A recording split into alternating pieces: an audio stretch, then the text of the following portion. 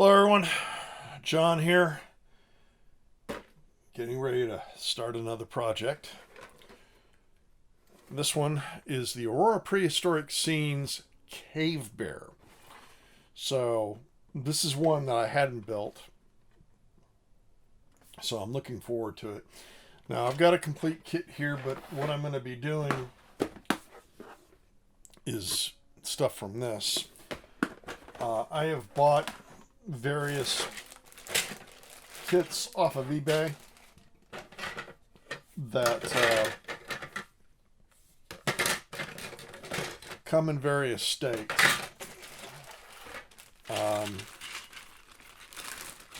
So this one, now there's a little bit of painting on here. I might have to do some stripping. Let me see if I can grab this piece here. There's a piece here that has where the claws have been painted. So I'm going to have to strip that off. Now, when I strip that off, I'm going to have to, I'm going to try a new product here. I've got a few of the kits that I'm doing this with. This is super clean. I have not used this before. And I've got 4 models where I may need to use that. So we're going to be trying out new stuff here. The other thing that I'm looking at that's going to be a challenge with this and the saber-toothed tiger, I don't know about the giant bird yet. We're going to look at that in a bit. But one of the things that I'll have to deal with is this gap here, the seam along the center of the body, and also it's going to be on the legs and a few other things that when you're trying to fill gaps where there's a seam like that and you're trying not to lose detail, that can be a challenge. And this is certainly going to be that kind of challenge. So is this cave bear here, the saber-toothed tiger that I'm going to be working on. So we'll see where this adventure takes us. I think this has got all the parts.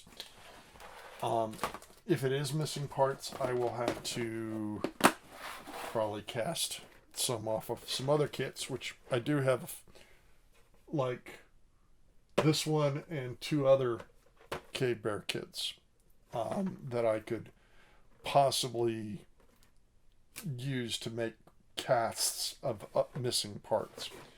So anyway, this is our next one up. The Aurora Prehistoric Scenes Cave Bear. Looks like it'll be fun. Stay tuned. Adventure will continue.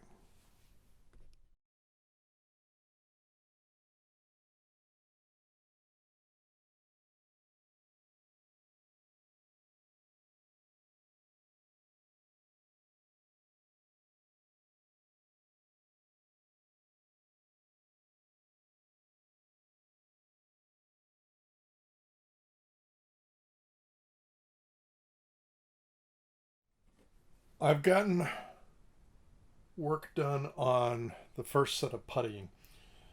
I went ahead and used Milliput. I've done the legs and the body, and from the suggestion by, let's see if I can find it here. There it is. Based on the suggestion from Doug McCartney, I believe. I've been using a nail, like this little teeny tiny guy here, to put in the fur texture over the putty. And I've tried to do that so I get pretty close to the plastic when I cut into it.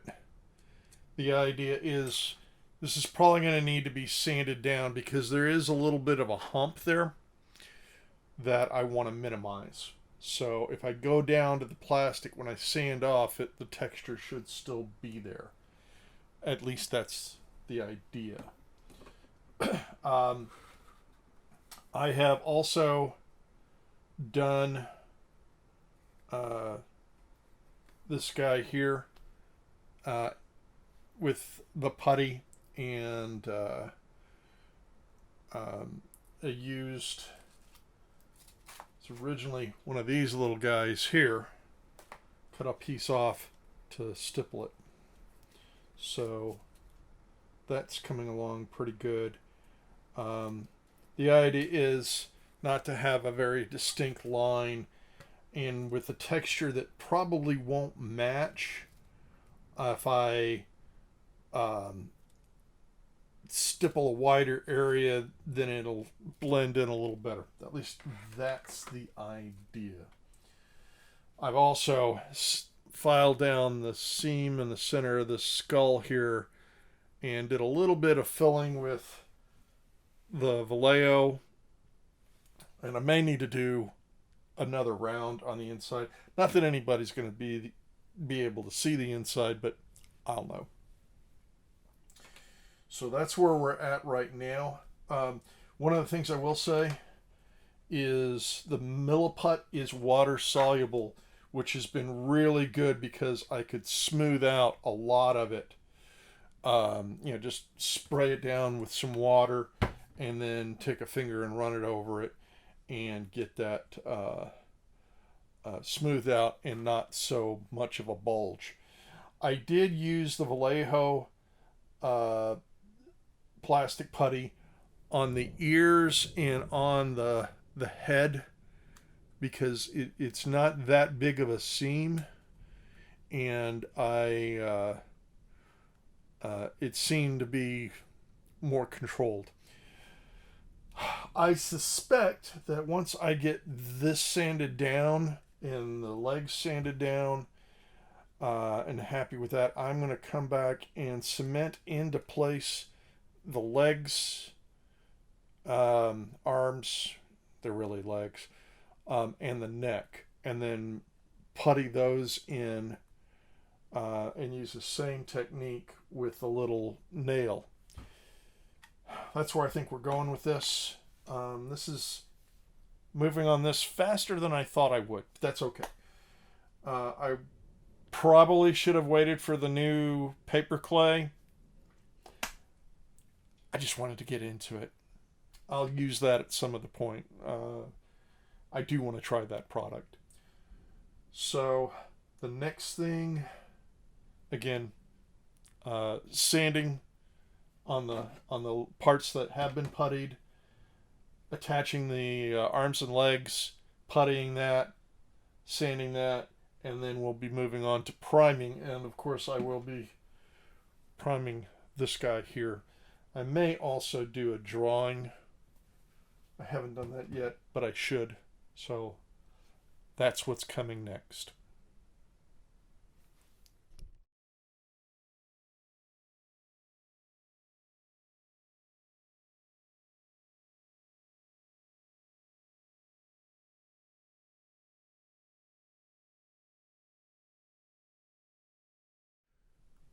So I've gotten done with all the puttying and filing and sanding. The base is ready to go. I used milliput, and rather than have a seam line, I kind of built up wider than the seam, so that it looks like a natural feature in the ground and not and not a seam. So that's done. The skull and jaw are done, ready to go, ready to be primed. And I've done all the puttying and sanding and ended up with using a combination of the milliput and this Vallejo plastic putty. And to get the fur texture, I tried the little tiny nail. I wasn't satisfied with it. And this has kind of a fine texture, so I used just a regular hobby knife and went over it. So still experimenting with this. I'm wondering if this is going to turn out okay. Maybe, maybe not. So, oh, come on. Get this to stand here. There we go. All right, so let's talk about the nameplate. I have in this box here, this is a new one from Atlantis. It was sealed until I unsealed it. And I'm going to make a mold of the nameplate. I've also got the Ankylosaurus that I'm going to do. I'm going to make a mold of that using this Smooth On Mold Star 20T. So I'm going to try that. I've used Smooth On products for other things before, so we'll see how this works out. But I am looking forward to see how this experiment works. This is just Lego. Okay, I went by the Lego store here in Austin and got some Legos to make the molds. The good thing about Legos is they're pretty tight. There won't be much leakage, yay, because leakage is pain. And so I've got I'll tape that up a little bit. But we'll see what happens with this. It'll be a fun experiment. So, painting wise, I have been looking at, first of all, I'll show this to you. I got this drawing done of our bear. And I'm using, again, going out to the internet to get examples from nature. So I kind of like this black bear. It's got kind of a silver, like a gorilla silverback. So it's kind of a gray silver. So I like that. And here's another example. And I like kind of the lighter gray on the muzzle here. I've also been, let's see, I've got a couple more here. Well, I'll just show these to you. So looking at paws and claws, got that, and the mouth. And here's another black bear with more of a silver face. So, and while I'm thinking of it, if you want to look at a good reference, this is a good one. Painting Animal Figures. Who's the author? Doesn't say. Somebody wrote it. So anyway, this is a really good book on painting various animals, and they've got some prehistoric animals in there too. But yeah, this is a good book for reference. What I'm looking at doing here, I'm going to paint, or I'm going to prime the mouth first in white, and then I'm going to paint it, and then I'm going to mask it. Then after that, I'm going to prime this in a gray, and then go over it with a flat black. This I'm going to prime probably in gray, and I'll prime the skull and jaw in white. And once this gets done, I'll prime this in white because it's going to have a brass over it. So, still a lot of work to do.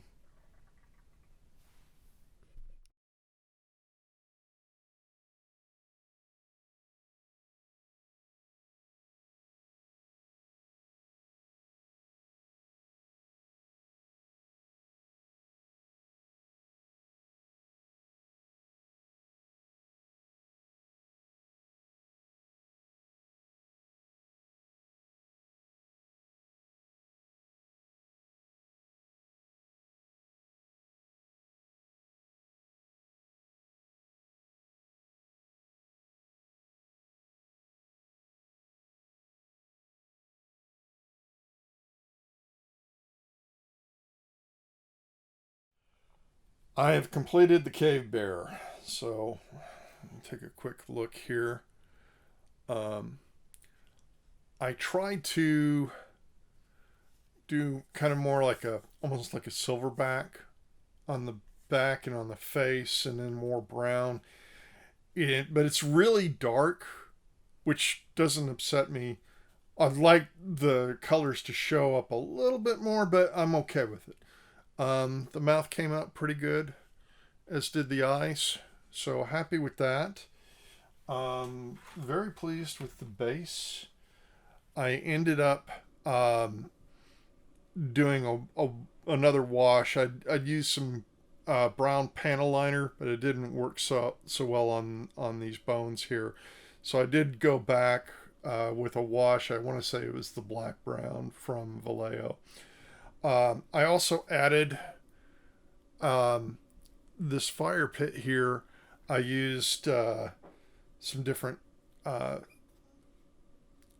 different like here I've got this here, and somewhere there's some gray and some black sand and some pebbles to kind of bring that a little more life. And the colors came out pretty good on the base. I'm pretty happy with that. So now this guy, it has a little peg here. It's actually supposed to go this way, and then there's somewhere I've got it somewhere. There it is. I decided not to use this cave wall that goes, I believe, right around here. It just looked goofy to me. Maybe in a future version I'll use it, and the pins were broken off on this, so I would have had to glue it down. I did end up filling where the pins were, because I wasn't going to use them. So, but it would have gone here, and then the bear would have been here. I'll go ahead and put it kind of the way it would go. I want to say something like that, and then this would be here, and that's how that would go. But this piece just looked better on the outside than on the inside, so I decided not to use it. Anyway, I'm going to display them like this. So anyway, I had to do a casting of the nameplate, which came out okay. I'd like the letters to come out a little bit more, but it's okay. So I used this nameplate from this Atlantis pop. This is actually one of the original Aurora kits that I used. Here, I'll move this over here. That I used and just needed a nameplate, so I got it out of this kit. So, and used some new materials from, let's see here. This is what I use for molding. Works pretty good. I'm pretty happy with it. Anyway, so again, here is our cave bear here. And so that guy's all done. I think next I'm going to be doing the Ankylosaurus. So stay tuned for that. There are more adventures to come, so thanks for joining me.